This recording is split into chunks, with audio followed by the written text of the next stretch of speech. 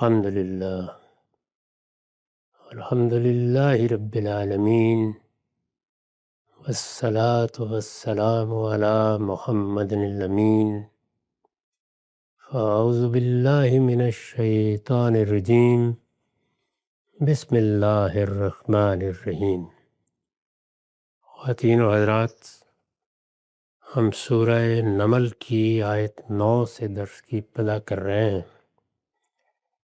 سیدنا موسیٰ کی سرگزشت زیر بحث ہے۔ اس سے پیچھے یہ بیان ہوا کہ وہ جب مدین سے واپس آ رہے تھے تو رات کے وقت ایک جگہ ٹھہرے، سردی کا موسم تھا، غالباً کچھ راستے کے بارے میں بھی تردد ہو رہا تھا۔ چنانچہ بچوں کو وہاں بٹھایا تو اچانک ایک جگہ آگ نظر آئی۔ جب قریب ہوئے تو معلوم ہوا کہ یہاں تو وہ بابرکت ہستی جلوہ فرما ہے جو اس کائنات کی خالق ہے۔ اب اس کے بعد فرمایا کہ یا موسیٰ انہ انا اللہ العزیز الحکیم، یعنی پہلے تو یہ ندا آئی کہ مبارک ہے وہ جو اس آگ میں جلوہ فرما ہے اور وہ بھی جو اس کے ارد گرد ہے، اور پاک ہے اللہ جہانوں کا پروردگار۔ اس کی شرح و وضاحت ہم پچھلی نشست میں کر چکے ہیں۔ اس کے بعد براہ راست خطاب فرمایا، اے موسیٰ انہ انا اللہ العزیز الحکیم، یہ میں ہوں اللہ زبردست اور حکیم۔ اس طرح گویا اللہ تعالیٰ نے اپنا تعارف کرایا اور عزیز و حکیم کی صفات کے ساتھ کرایا۔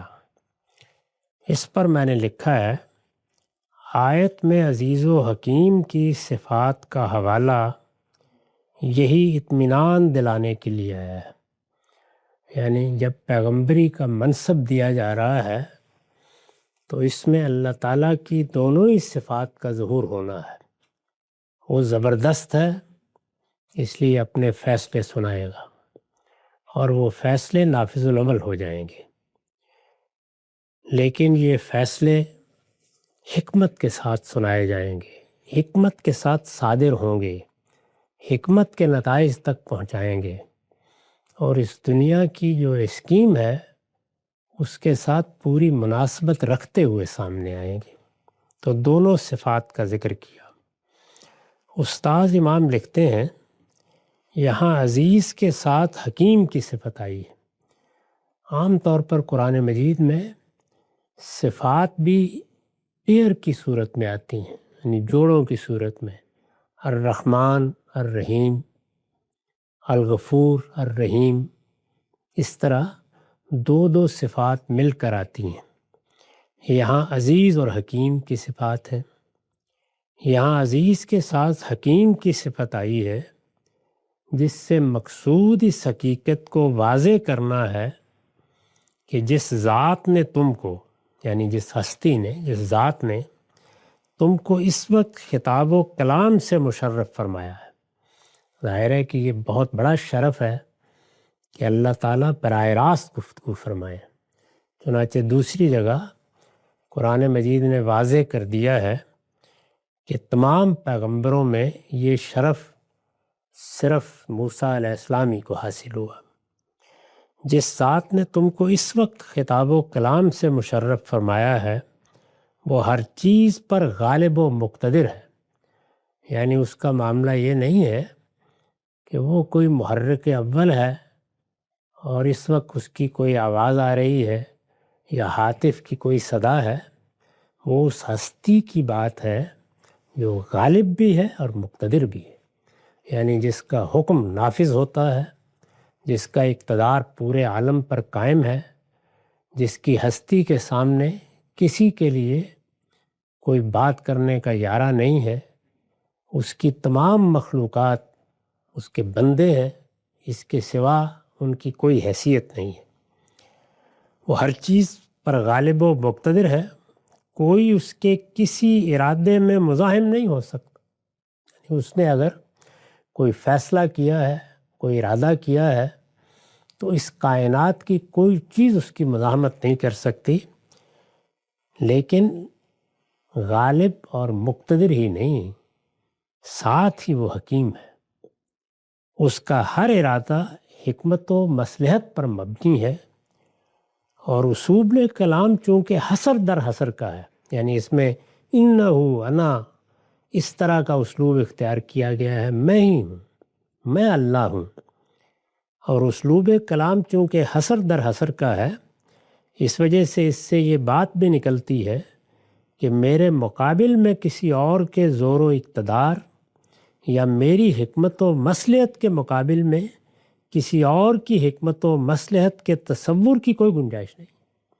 یعنی اللہ تعالیٰ نے جب ایک فیصلہ کر دیا ہے تو کسی اور کے زور و اقتدار کی طرف دیکھنا بھی شرک ہے۔ اور اللہ تعالیٰ نے کوئی ہدایت فرما دی ہے تو اس کی حکمت اور مصلحت سے بڑھ کر کوئی حکمت نہیں ہو سکتی، کوئی مصلحت نہیں ہو سکتی۔ اس وجہ سے انسان کو اعتراف عجز کے ساتھ اس کو سمجھنا ہے، اور اللہ سے توفیق بھی مانگنی ہے کہ وہ اس کو اس کی سمجھ عطا فرمائے، لیکن وہ حکمت اور وہ مصلحت دنیا کی ہر حکمت اور ہر مصلحت سے بالاتر ہے۔ اس ایمان کے ساتھ اس کو سمجھنا ہے۔ تو یہ دونوں صفات کا اس طریقے سے حوالہ دیا۔ اے موسیٰ، یہ میں ہوں، اللہ زبردست اور حکیم، تم مطمئن ہو جاؤ۔ ظاہر ہے کہ یہ تسلی کا ایک اسلوب ہے۔ میں نے لکھا ہے یہ تسلی کا نہایت دل نواز اسلوب ہے۔ مطلب یہ ہے کہ تم نبوت کے منصب پر فائز کیے جا رہے ہو، اور اس منصب کے حاملین میری حفاظت میں ہوتے ہیں۔ یہ کوئی معمولی معاملہ نہیں ہے، میں نے تمہارا انتخاب کر لیا ہے۔ اللہ تعالیٰ جب کسی فرد یا کسی قوم یا کسی جماعت کا انتخاب کر لیں اور یہ فیصلہ کر لیں کہ وہ کوئی منصب عطا فرما رہے ہیں، تو پھر کسی اور کے اس میں دراندازی کا کوئی امکان نہیں ہے۔ اور اس منصب کے حاملین میری حفاظت میں ہوتے ہیں، انہیں اس طرح کی کوئی چیز کوئی گزند نہیں پہنچا سکتی، اس لیے بے خوف اور مطمئن ہو جاؤ۔ یعنی مطلب یہ ہے کہ اس وقت تم اندھیرے میں کھڑے ہو، یہ موسم اس طرح کا ہے کہ اس میں ویسے ہی خوف انسان کے روئے روئے میں اتر رہا ہوتا ہے۔ اس میں شبہ نہیں ہے کہ اس بیابان میں، اس دشت میں تم نے ایک آواز سنی ہے، لیکن مطمئن ہو جاؤ، میں تمہارا پروردگار ہوں، اور جب میں تمہارا پروردگار ہوں اور میں نے تمہیں یہ منصب عطا کرنے کا فیصلہ کیا ہے، تو اب ہر خوف سے بے نیاز ہو کر میری بات سنو۔ اے موسیٰ، یہ میں ہوں، اللہ زبردست اور حکیم، تم مطمئن ہو جاؤ۔ وال کی عصاک، اور اپنی لاٹھی زمین پر ڈال دو۔ یعنی اب اللہ تعالیٰ نے جب منصب دیا ہے تو اس منصب کے لیے جو اسلحہ چاہیے وہ عطا فرمانے کا فیصلہ کیا، اور وہ اس طرح دیا، اور اپنی لاٹھی زمین پر ڈال دو۔ فَلَمَّا رَأَىٰ تَهْتَزُّ كَأَنَّهَا جَانٌّ وَلَّىٰ مُدْبِرًا وَلَمْ يُعَقِّبْ، پھر جب موسیٰ نے اس کو دیکھا کہ وہ اس طرح بل کھا رہی ہے گویا وہ سانپ ہے، تو پیٹھ پھیر کر بھاگا اور پلٹ کر دیکھا بھی نہیں۔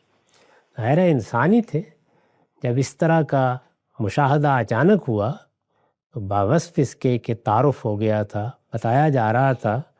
بہرحال انسان جس طرح کا رد عمل ظاہر کرتا ہے وہ بے اختیار ہوا۔ انسان کی جبلت میں یہ چیز رکھی گئی ہے کہ اس کا دماغ فوری طور پر اپنی حفاظت کے لیے اقدامات کا حکم دیتا ہے، اور پھر بعض اوقات انسان اپنے اعصاب پر بھی قابو نہیں رکھ سکتا اور وہ رد عمل ظاہر ہو جاتا ہے۔ تو ان سے یہ رد عمل اس طرح ظاہر ہوا۔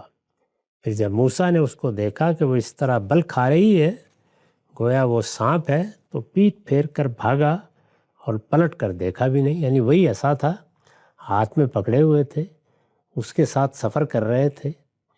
آگے معلوم ہوگا کہ وہ گویا اس زمانے کے لحاظ سے ان کا شب و روز کا ساتھی تھا، وہی ایسا زمین پر ڈالا تو وہ سانپ کی طرح بل کھانے لگ گیا، تو اس کا یہ رد عمل ہونا تھا، چنانچہ فوراً وہ پلٹے، ارشاد ہوا، لیکن بارگاہ میں تھے، یا موسیٰ لا تخف، اے موسیٰ ڈرو نہیں، انی لا یخاف لدی المرسلون، میرے حضور پیغمبر ڈرا نہیں کرتے۔ یعنی جب میں کسی کا پیغمبری کے لیے انتخاب کر لیتا ہوں تو پھر وہ اس بات سے آشنا ہو جاتے ہیں کہ ان کا رشتہ اور تعلق اس کائنات کے مالک اور پروردگار سے استوار ہو گیا ہے۔ اس کے لازمی نتیجے کے طور پر وہ ہر خوف سے بے نیاز ہو جاتے ہیں، پھر دنیا کی چیزیں انہیں خوف زدہ نہیں کر سکتی، اس لیے پابرجا ہو جاؤ، اپنے آپ کو سنبھال کر بات سنو۔ انی لا یخاف لدی المرسلون، ارشاد ہوا ہے موسیٰ ڈرو نہیں، میرے حضور پیغمبر ڈرا نہیں کرتے۔ میں نے لکھا ہے یہ استثناء اس بات کا قرینہ ہے کہ حضرت موسیٰ کا ذہن اس موقع پر غالباً قبطی کے قتل کے واقعے کی طرف منتقل ہوا ہے۔ یعنی آگے اللہ تعالیٰ نے بتایا ہے کہ موسیٰ ڈرو نہیں، میرے حضور پیغمبر ڈرا نہیں کرتے، تو اس کے فوراً بعد ایک استثناء بیان کیا ہے، الا من ظلم ثم بدل حسنا بعد سوء فانی غفور الرحیم، ہاں مگر جو برائی کے مرتکب ہوں پھر برائی کے بعد اسے بھلائی سے بدل دیں تو ان کے لیے میں بڑا بخشنے والا اور بڑا مہربان ہوں۔ یعنی فرمایا میرے حضور میں پیغمبر ڈرا نہیں کرتے، ہاں مگر جو برائی کے مرتکب ہوں۔ یعنی ڈرنا اس کو چاہیے جس نے سرکشی اختیار کی، برائی اختیار کی، میرے قاعدے اور قانون کی خلاف ورزی کی ہو، اس کو ڈرنا چاہیے، ورنہ پیغمبروں کو دنیا کی کسی چیز سے میرے ہاں کوئی خوف نہیں ہوتا۔ برائی سے ظاہر ہے کہ آدمی اس کے نتیجے اور انجام کے لحاظ سے اپنے پروردگار ہی سے ڈرتا ہے، تو یہ اس استثناء کو بیان کیا ہے۔ یہ استثناء اس بات کا قرینہ ہے کہ حضرت موسیٰ کا ذہن اس موقع پر غالباً قبطی کے قتل کے واقعے کی طرف منتقل ہوا ہے۔ یعنی فوراً ان کو خیال ہوا کہ مجھ سے تو ایک بڑی غلطی ہوئی تھی، مجھ سے گناہ کا ارتکاب ہو گیا تھا، تو یہ کہیں اس کی پاداش میں کوئی میرے ساتھ معاملہ تو نہیں ہو رہا، یعنی ایسا تو نہیں ہے کہ میں ایک بادشاہ سے خوف زدہ ہو کر نکل گیا، 8-10 سال رہا، لیکن میں نے ایک گناہ کا ارتکاب کیا تھا تو اب پروردگار نے اس کی پاداش میں سزا کا فیصلہ کر لیا ہے، تو یہ خیال غالباً ان کے ذہن میں آیا۔ یہ استثناء اس بات کا قرینہ ہے کہ حضرت موسیٰ کا ذہن اس موقع پر غالباً قبطی کے قتل کے واقعے کی طرف منتقل ہوا ہے کہ مجھ سے ایک غلطی ہو چکی ہے، یہ کہیں اسی کا خمیازہ نہ ہو۔ چنانچہ مزید تسلی کے لیے فرمایا کہ توبہ اصلاح سے تم اس کی تلافی کر چکے ہو، پوری بات بیان کر دی کہ اس میں شبہ نہیں کہ اگر کسی نے کوئی برائی کا ارتکاب کیا ہے تو خدا کی بارگاہ میں اس کو ڈرنا ہی چاہیے، اس لیے کہ اگر برائی کر کے خدا کی بارگاہ میں آدمی ڈر محسوس نہیں کرتا تو پھر وہ بندگی سے نکل گیا۔ بندے تو اسی بنیاد پر اندیشہ ناک ہوتے ہیں، تقویٰ اسی کا نام ہے کہ وہ اللہ پروردگار عالم کی بارگاہ میں حاضری سے اندیشہ ناک ہوتے ہیں۔ انہیں یہ احساس ہوتا ہے کہ اپنے پروردگار کو کیا منہ دکھائیں گے، ہم نے غلطی کی تھی، ہم سے کوتاہی ہوئی تھی، ہم نے گناہ کا ارتکاب کیا تھا، ہم سے کوئی سرکشی کی بات ہو گئی تھی، تو اب اللہ پروردگار عالم کی بارگاہ میں پہنچ گئے ہیں تو یہاں تو گرفت ہوگی، یہاں پوچھا جائے گا، یہاں مسئول ٹھہرائے جائیں گے۔ یہ خوف ہے جو صالحین کو ہوتا ہے، یعنی وہ سانپوں سے نہیں ڈرتے اور جنات سے نہیں ڈرتے اور بھوت پریت سے نہیں ڈرتے، ان کو اگر خوف ہوتا ہے تو برائی سے ہوتا ہے، اور خدا کی بارگاہ میں یہی خوف ان کو اندیشہ ناک کرتا ہے۔ لیکن ساتھ ہی فرمایا کہ تمہارا پروردگار بہت معاف کرنے والا ہے، غلطی ہوئی تلافی ہو گئی، غلطی ہوئی معافی مانگ لی، غلطی ہوئی ندامت کے ساتھ توبہ کر لی، تو پھر اس کے بعد اس کی بارگاہ میں ڈرنے کا کیا سوال، وہ عزیز اور حکیم بھی ہے اور وہ غفور الرحیم بھی ہے۔ تو یہاں دیکھیے دونوں دوسری صفات آ گئیں، فَإِنِّي غفور الرحیم، میں غفور بھی ہوں اور میں رحیم ہی۔ تو میں عرض کر رہا تھا کہ اس کی وضاحت میں نے لکھا ہے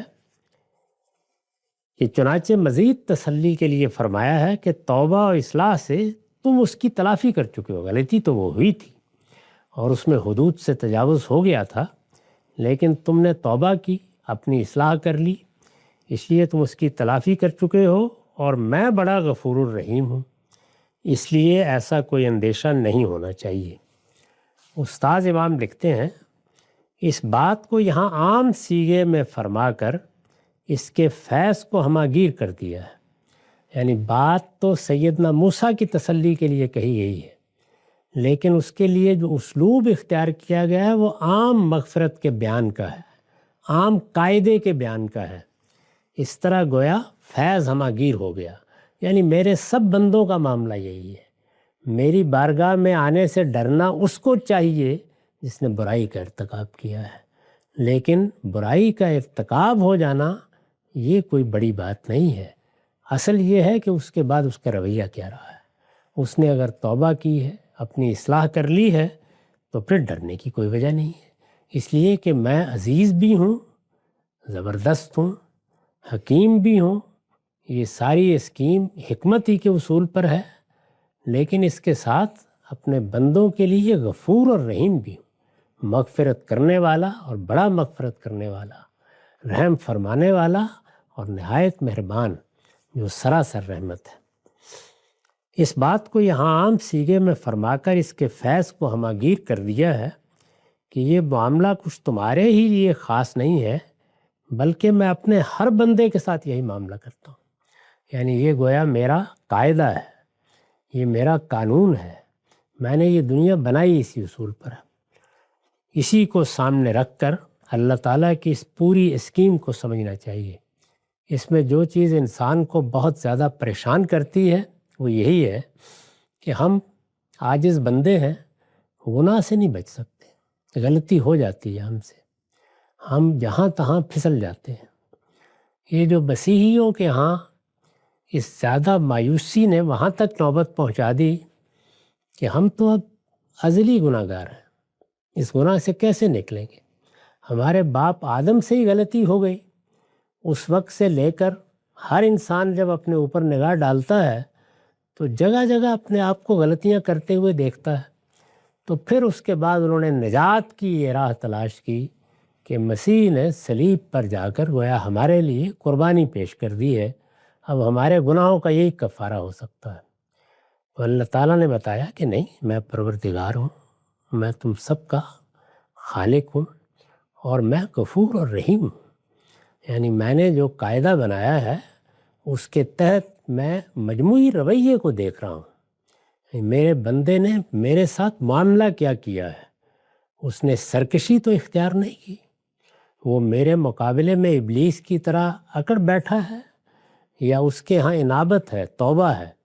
چنانچہ جب قصہ آدم و ابلیس سنایا ہے تو اس میں بھی دو کردار سامنے رکھے ہیں، غلطی دونوں سے ہوئی ہے، آدم سے بھی ہوئی ہے، ابلیس سے بھی ہوئی ہے، لیکن ابلیس نے اس غلطی کو اپنی انا کا مسئلہ بنا لیا، وہ اپنے پروردگار کے مقابلے میں اکڑ بیٹھا، اس نے انکار کر دیا، اس کے ہاں ندامت پیدا نہیں ہوئی، اس نے اپنی بات پر اصرار اور الحاح کا طریقہ اختیار کیا۔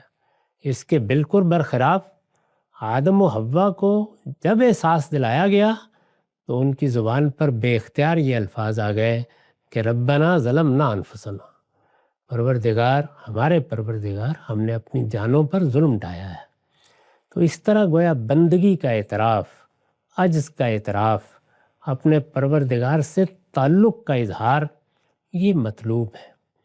اسی وجہ سے قیامت کے بارے میں بھی یہ واضح کر دیا ہے کہ وہ گناہ جس میں انسان کا ارادہ ہی اصلاً کار فرما ہوتا ہے، جیسے شرک ہے، یعنی شرک کے لیے انسان کی جبلتوں میں کوئی داعیات نہیں، یعنی ایسا نہیں ہے کہ اس کے اندر اللہ تعالیٰ نے بھوک مٹانے کے داعیات رکھے ہیں، اس میں تجاوز ہو گیا، کہیں چوری کر بیٹھا، پیاس لگ گئی تھی، اس کے لیے کوئی حد سے بڑھ گیا، جنس اور جنس کی تسکین کے داعیات نے غلبہ پا لیا، اس میں تجاوز ہو گیا۔ یہ وہ چیز ہے کہ جس میں انسان صرف سرکشی کرتا ہے، بے دلیل سرکشی کرتا ہے، اور سرکشی بھی اس انتہا پہ کرتا ہے کہ خدا کے مقابل میں کسی کو خدا بناتا ہے۔ اس لیے اعلان کر دیا کہ یہ تو قابل معافی نہیں۔ اس وجہ سے اس معاملے میں متنبہ ہو جاؤ، میری بارگاہ میں شرک کے ساتھ کوئی آنے کی جسارت نہ کرے۔ اس کے بعد یغفر ما دون ذالک، میں جو کچھ چاہوں گا اپنے قانون اور حکمت کے مطابق معاف کر دوں گا۔ اور وہ معاف کر دوں گا کس اصول پر ہوگا؟ وہی انسان کا مجموعی رویہ، یعنی اس کا تعلق کیا رہا، اس نے اپنے رب کو پہچانا کتنا، اس کی معرفت کی حالت کیا رہی، اس کے رجوع کا کیا عالم رہا، اس کا اعتماد اپنے مالک سے کیا رہا، اس نے اپنے آپ کو بچانے کی کوششیں کیسے کیں، وہ کسی گناہ کے بعد کس ندامت میں مبتلا ہوا۔ تو یہ گویا مجموعی رویہ ہے جس کی اللہ تعالیٰ قدر کرتے ہیں اور معاف کر دیتے ہیں۔ تو یہاں سیدنا موسیٰ کو بھی یہی تسلی دی کہ اس میں تو شبہ نہیں ہے کہ میری بارگاہ میں پیغمبر کسی اور چیز سے نہیں ڈریں گے، ہاں برائی کا ارتکاب ہوا تو اس سے ڈریں گے، اس سے ہر بندے کو ڈرنا چاہیے۔ فرشتے بھی ڈریں گے، پیغمبر بھی ڈریں گے، صدیقین بھی ڈریں گے، شہداء بھی ڈریں گے، صالحین بھی ڈریں گے۔ لیکن اگر کسی نے معافی مانگ لی ہے، اصلاح کر لی ہے، اپنے رویے کو درست کر لیا ہے، تو اس کو ڈرنے کی ضرورت نہیں۔ تو سیدنا موسیٰ نے یہی کیا تھا، اس لیے پوری تسلی دے دی۔ اے موسیٰ ڈرو نہیں، میرے حضور پیغمبر ڈرا نہیں کرتے، ہاں مگر جو برائی کے مرتکب ہوں پھر برائی کے بعد وہ اسے بھلائی سے بدل دیں تو ان کے لیے میں بڑا بخشنے والا اور بڑا مہربان ہوں۔ یعنی جس وقت انسان برائی کو بھلائی سے بدل دیتا ہے، یعنی برائی کو چھوڑ کر نیکی کی راہ اختیار کر لیتا ہے، تو پھر اس کا پروردگار بڑے سے بڑے گناہ کو بخشنے والا ہے اور نہایت مہربان ہے۔ یہ تو پہلا معاملہ ہوا، یعنی ان سے کہا گیا وَأَلْقِ عَصَاكَ، اپنی لاٹھی زمین پر ڈال دو۔ اس میں جو رد عمل ہوا، اس پر جو تسلی دینا تھی اس کو بیان کیا۔ پھر فرمایا وَأَدْخِلْ يَدَكَ فِي جَيْبِكَ تَخْرُجُ بَيْضَاءَ مِنْ غَيْرِ سُوءٍ، اور اپنا ہاتھ ذرا اپنے گریبان میں ڈالو، وہ بغیر کسی بیماری کے سفید ہو کر نکلے گا۔ فرمایا فی 9 آیات الی فرعون و قومہ، یہ دونوں مل کر 9 نشانیاں ہیں جو ہم تمہیں دے رہے ہیں۔ یعنی گویا فرعون جیسے بادشاہ کی طرف بھیجتے وقت اللہ تعالیٰ نے جو اسلحہ دیا وہ اس کی 9 آیات تھیں، 9 نشانیاں تھیں، یہ دے دی گئیں۔ اس کا مطلب یہ تھا کہ یہ معاملات پیغمبر کے ہاتھ میں دے دیے گئے، جیسے آپ نے ایک تلوار بنا کے ہاتھ میں دے دی، اب وہ اپنے وقت پر اس کو استعمال کریں گے۔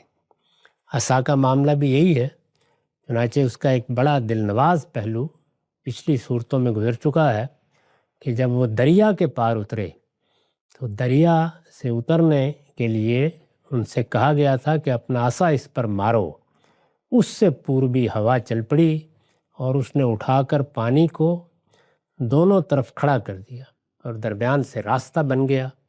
جب وہ نکل آئے تو سیدنا موسیٰ نے آگے بڑھنے کا فیصلہ کیا، تو اس موقع پر یہ کہا گیا کہ وَاتْرُكِ الْبَحْرَ رَهْوًا، یہ سمندر جس کو اس حال میں چھوڑا ہے اسے تو اس کی اصل حالت پر واپس لے آؤ۔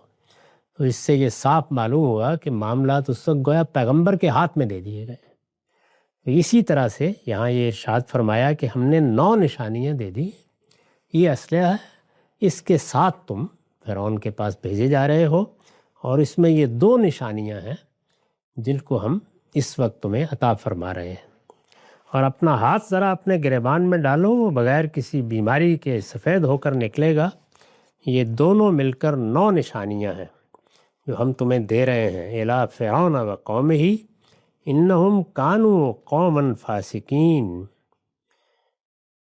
ان 9 نشانیوں کے جلو میں تم فرعون اور اس کی قوم کے پاس جاؤ، وہ بڑے ہی نافرمان لوگ ہیں۔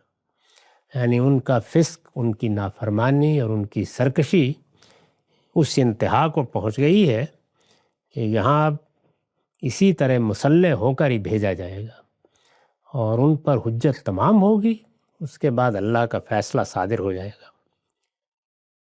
یہ جو ارشاد فرمایا ہے کہ کسی بیماری کے بغیر سفید ہو کر نکلے گا، یہ کہنے کی ضرورت یہاں قرآن مجید میں کیوں پیش آئی؟ میں نے لکھا یہ اضافہ صاف واضح کر رہا ہے کہ یہاں بائبل کی تردید مقصود ہے، جس میں ہاتھ کی سفیدی کو برس بتایا گیا ہے۔ یعنی برس کی بیماری میں بھی ہاتھ یا منہ یا چہرہ سفید ہو جاتا ہے، تو بائبل میں اس کے لیے لفظ استعمال ہو گیا، تو اللہ تعالیٰ نے بتایا کہ نہیں، یہ میری ایک نشانی تھی، وہ اس طرح جیسے آفتاب چمکتا ہے اس طرح نمودار ہوتا تھا، وہ روشنی کا ایک منار بن جاتا تھا، اس کی نوعیت کسی بیماری کی نہیں تھی۔ تو یہ اضافہ اس مقصد سے ہوا۔ ان 9 نشانیوں کے جلوں میں قرآن کے دوسرے مقامات میں ان نشانیوں کی تفصیل ہے، یعنی یہاں اللہ تعالیٰ نے صرف ذکر کر دیا کہ 9 نشانیاں ہم نے دینے کا فیصلہ کیا ہے، یہاں یہ نہیں بتایا کہ 2 یہ ہو گئیں اور باقی 7 کیا ہیں۔ قرآن کے دوسرے مقامات میں ان نشانیوں کی تفصیل ہے، بتایا گیا ہے کہ وہ نشانیاں کیا تھیں، خاص طور پر سورہ اعراف میں تو گن کر بتا دی گئی ہیں۔ یہ گویا ایک پوری میگزین تھی جو فرعون کے پاس جانے کے لیے حضرت موسیٰ کو ابتدا ہی میں دے دی گئی۔ ابتدا ہی میں دے دی گئی۔ عام طور پر اللہ تعالیٰ کا طریقہ یہ نہیں ہے، یعنی پیغمبر جاتے ہیں، پھر وہ جا کے اپنی دعوت پیش کرتے ہیں، اس کے بعد اگر کسی معجزے یا کسی نشانی کی ضرورت پیش آ جائے تو وہ دیے جاتے ہیں۔ یہاں ابتدا ہی میں اس کا باعث آگے ایک بادشاہ سے معاملہ ہے، یعنی کوئی حفاظت کا بندوبست نہیں ہے، وہ بڑا فیصلہ کر سکتا ہے۔ اس زمانے کے بادشاہ گویا جس سرزمین کے بادشاہ ہوتے تھے اس کے مالک ہوتے تھے، قانون ان کی زبان کا نام تھا، وہ چاہتے 7 خون معاف تھے، جس کو چاہیں مار دیں، تو اس وجہ سے اس کا اندیشہ تھا کہ وہ جاتے ہی سیدنا موسیٰ پر حملہ آور ہو جائے گا، ادنیٰ درجے میں بھی اس کو گوارا نہیں کرے گا، پھر ایک جرم کا ارتکاب ہوا ہے، اس لیے کچھ کہنے کی بھی ضرورت نہیں ہوگی، وہ فوراً وہ پرانا کھاتا کھولے گا اور یہ کہے گا کہ تم تو ہمارے ہاں یہ جرم کر کے بھاگ گئے تھے، ہم تمہیں سزا دے رہے ہیں۔ تو اس لیے ابتدا ہی میں نشانیاں دے دی گئیں۔ ان 9 نشانیوں کے جلوں میں، یعنی ان کے گویا تمہارے گرد و پیش میں، یوں سمجھ لیجئے کہ اللہ کے حفاظتی دستے ہیں، ان کے اندر تم جاؤ گے اور فرعون اور اس کی قوم کے پاس جاؤ، وہ بڑے ہی نافرمان لوگ ہیں۔ فَلَمَّا جَاءَتْهُمْ آيَاتُنَا مُبْصِرَةً قَالُوا هَذَا سِحْرٌ مُبِينٌ۔ 9 نشانیاں، اس شان کی نشانیاں، آگے اس کا بیان مختلف صورتوں میں آئے گا۔ پھر ہماری جب یہ آنکھیں کھول دینے والی نشانیاں ان کے سامنے آئیں، یعنی ہونا تو یہ چاہیے تھا کہ یہ نشانیاں دی گئی ہیں تو یہ گویا وہ نشانیاں ہیں کہ جو آنکھیں کھول دیں، لیکن ایسا نہیں ہوا۔ جس طرح کہ میں نے یہاں وضاحت کی ہے کہ کیوں دی گئی نشانیاں، اس کی وجہ یہ تھی کہ وہ ایک منتقم و جبار اور سرکش بادشاہ کی طرف رسول بنا کر بھیجے جا رہے تھے، جو آسانی کے ساتھ ان کی کوئی بات سننے کے لیے آمادہ نہیں ہو سکتا تھا۔ نشانیاں تو دے دی گئیں، لیکن نشانیاں آنکھیں کس کی کھولتی ہیں؟ اسی کی جو اپنی آنکھیں کھولنے کے لیے تیار ہو۔ تو یہاں خاص طور پر نشانیوں کے بارے میں فرمایا مبصرہ تھیں، آنکھیں کھول دینے والی نشانیاں سامنے آئیں۔ تو جواب کیا ملا؟ قالوا ھذا سحر مبین، تو انہوں نے کہہ دیا کہ یہ تو کھلا ہوا جادو ہے، یعنی یہ کہہ کے گویا انہوں نے ان نشانیوں کا انکار کر دیا۔ آگے اس انکار کی مزید تفصیل بیان ہوئی ہے۔ وقت ختم ہو گیا۔ اقول قولی ھذا واستغفر اللہ لی ولکم ولسائر